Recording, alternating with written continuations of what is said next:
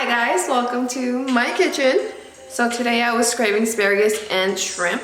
So I am gonna make something along those lines. This is what we'll need.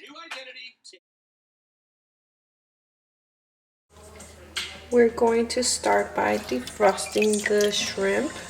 So once the shrimp is defrosted, we are going to peel it and make sure we take out the little caquita that's right there.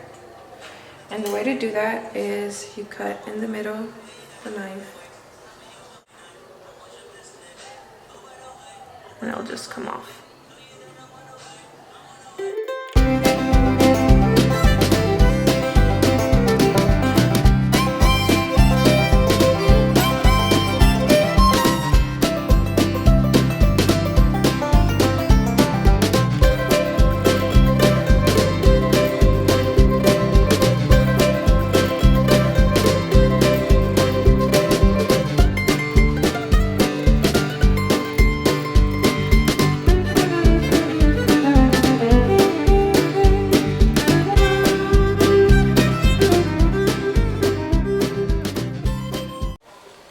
If you guys could smell this right now.